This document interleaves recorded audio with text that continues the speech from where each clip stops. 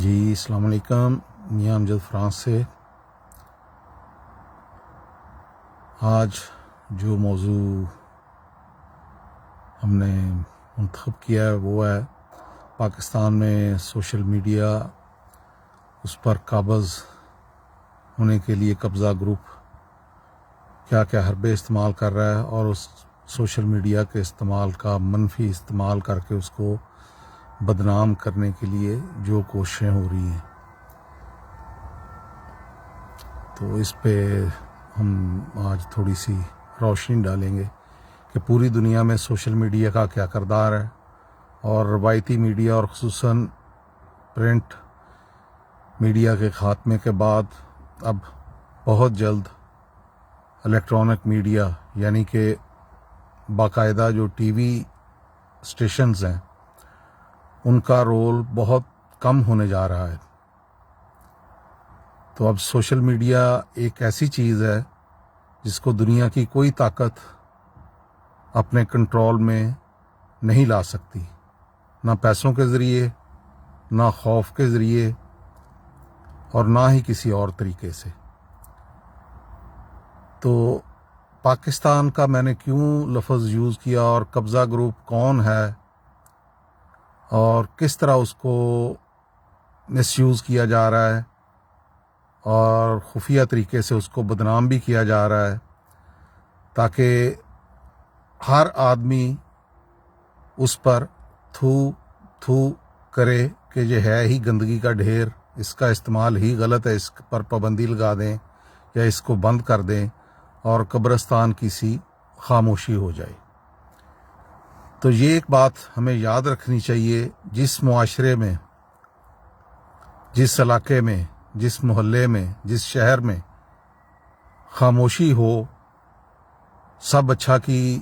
جے جے کار ہو، اس کا مطلب ہوتا ہے کہ سب اچھا نہیں ہے۔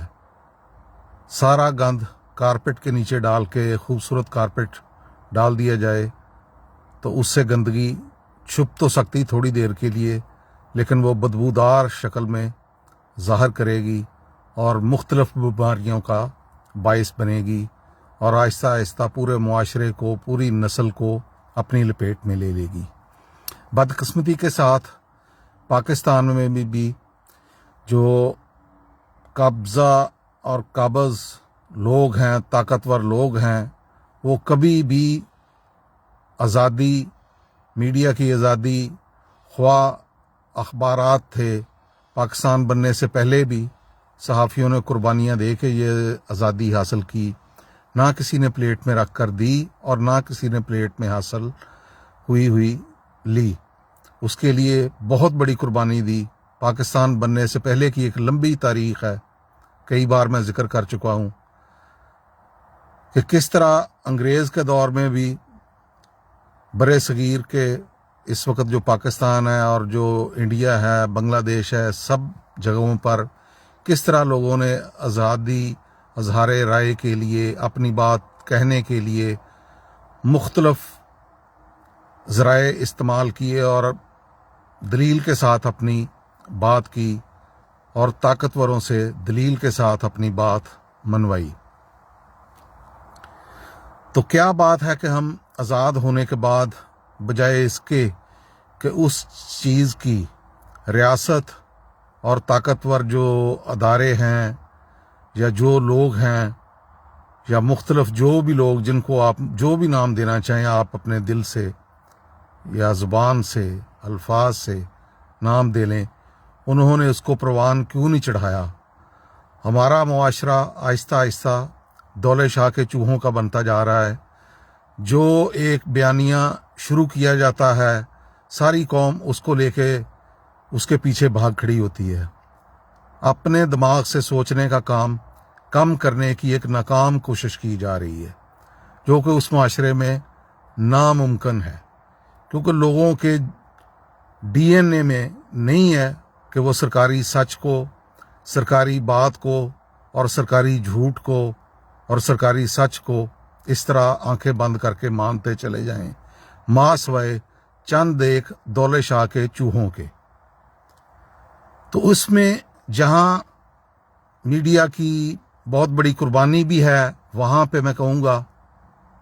بطور صحافت کے ایک طالب علم کے کہ میڈیا نے بہت مواقعوں پر اپنے نجائز مقاصد حاصل کرنے کے لیے، دولت سمیٹنے کے لیے بڑے بڑے میڈیا کے اداروں نے کروڑوں اربوں روپیہ کھایا، ٹیکس بھی نہیں ادا کیے، اور اس کا ذمہ دار وہ صرف میڈیا گروپ نہیں ہے، پوری پاکستان کی ریاست اس میں ملوث ہے اور اس غلیظ ترین کھیل میں برابر کی شریک ہے، جس طرح میڈیا مالکان کو لوگ کہتے ہیں۔ کسی کو میں اس سے بری الزما قرار نہیں دیتا۔ تو اس کے بعد اب پرنٹ میڈیا آہستہ آہستہ ختم ہوتا گیا۔ اب پوری دنیا کے اندر، یورپ میں، فرانس میں رہتا ہوں، یہاں پہ بھی اخبارات بہت کم تعداد میں پرنٹ ہوتے ہیں۔ اتنی محنت کر رہے ہیں بیچارے کہ ناممکن ہو گیا سروائیو کرنا، اور اب صرف انٹرنیٹ پہ وہ ڈالنے کے لیے اپنی کاپی وغیرہ تیار کرتے ہیں اور اس پہ شو ہوگی آپ کو کہ جیسے وہ پرنٹ کر رہے ہیں، لیکن بہت کم تعداد میں پرنٹ ہوتا ہے۔ اسی طرح جاپان میں بہت زیادہ پرنٹ میڈیا کا تھا، اور دنیا میں امریکہ میں تھا، انگلینڈ میں تھا، جرمنی میں تھا، اسکینڈینیویا کے ممالک ہیں وہاں تھا، باقی یورپ کے سارے ممالک میں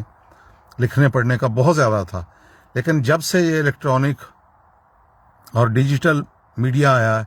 یہ بہت کم ہو کے رہ گیا ہے۔ یہ بس ایک وقت کے ساتھ ایک نئی چیز آئی ہے اور اس کا استعمال ہی ہوگا۔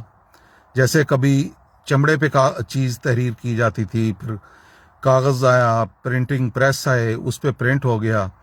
اب یہ ڈیجیٹل دور ہے، ہر چیز آہستہ آہستہ اس پہ شفٹ ہو جائے گی۔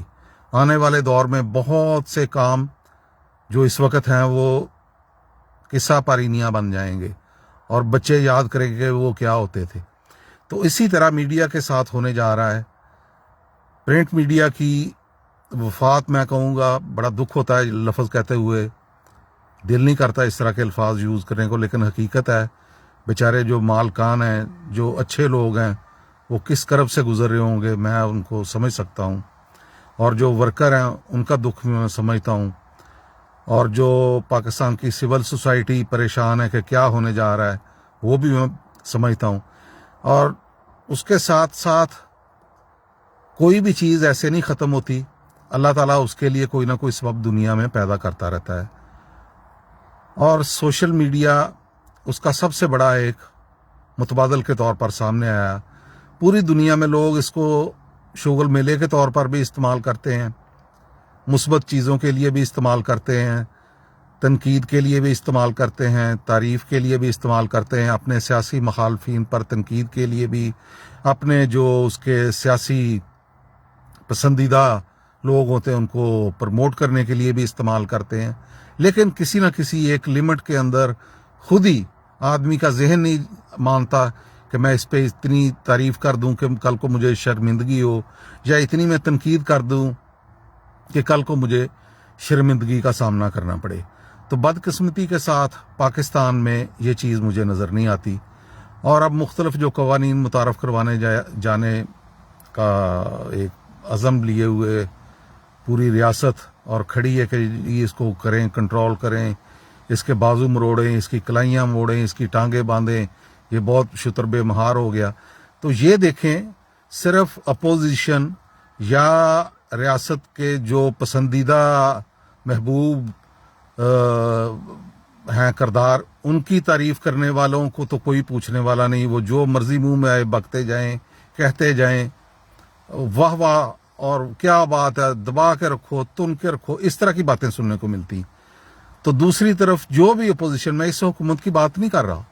اس سے پہلے بھی یہ پرنٹ دور میں بھی جب ٹی وی کا دور تھا اس وقت بھی مخالفین کی پگڑیاں اسی طرح اچھالی جاتی تھی، جب پرنٹ کا دور تھا اس وقت بھی ان کے رسائل، اخبارات ضبط کیے جاتے تھے، نیوز پیپر ہوتا تھا اس کو کوٹا منسوخ کر دیا جاتا تھا، ان کے ڈکلیریشن منسوخ کیے جاتے تھے۔ تو یہ کوئی نئی بات نہیں ہے کہ آج یہ گورنمنٹ کر رہی ہے، پرانے دودھ سے دھلے سب اس حمام میں ننگے ہیں، اور ان کے پیچھے کون یہ کام کرواتا ہے وہ آپ اچھی طرح سمجھتے ہیں، جن کا پاکستان پہ اصل حکمرانی ہے۔ سیاستدانوں کی آج تک پاکستان میں میں نہیں سمجھتا کہ کوئی حکمرانی رہی ہے۔ پاکستان انڈیا کی تقسیم پوری طرح کہہ لیں، درمیان میں مسائل ہیں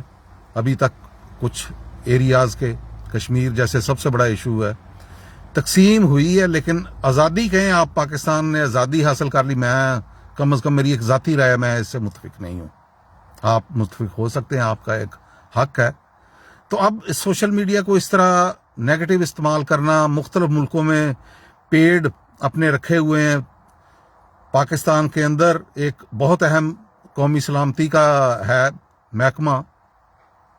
سرکاری محکمہ ہے پاکستان کے لوگوں کا, وہ ملازم ہے وہاں کام کرتے, وہ مالک نہیں ہے آپ لوگوں کے. تو 45,000 سے زیادہ لوگ وہاں بیٹھ کے ٹرینڈ چلاتے ہیں مختلف, اور پھر تھائی لینڈ اور مختلف ممالک میں, ویتنام میں, سنگاپور میں, اور دبئی میں, اور یورپ میں, امریکہ میں بھی مختلف لوگوں نے اس طرح وہ فیک اکاؤنٹ بنا کے, پیڈ ہیں وہ, پیچھے سے ان کو یعنی کہ ایک ڈائریکشن دی جاتی ہے اور اس پر مخصوص وہ ٹرینڈ چلتے ہیں. ایشیا کے اندر وہ بہت زیادہ بڑی تعداد میں ہے. وہ یوٹیوب پہ آپ دیکھ لیں, فیس بک پہ دیکھ لیں, ٹویٹر پہ دیکھ لیں, اب ٹک ٹاک یا یوٹیوب سے آگے جا چکا ہے, اس پہ بھی اسی طرح کے ٹرینڈز چلیں گے. ابھی تو شغل مغل کی بات ہے, لیکن آہستہ آہستہ اس پہ بھی سیاسی ماحول گرم ہوگا. ٹویٹر پہ بہت زیادہ ہے, تو مخالفین کی خوب لے دے ہوتی ہے. تو یہ چیز انتہائی خوفناک ہے. اپنے پاؤں ہم خود کاٹ رہے ہیں, ریاست اپنے پاؤں خود کاٹ رہی ہے. سب سے زیادہ خوشحالی اور اس طرح کے نعرے عراق, لیبیا اور دوسرے ڈکٹیٹرشپ جہاں ہے, ایون اب سعودی عربیہ میں کبھی آپ کو حکومت پر تنقید کرنے والا, ایران میں بھی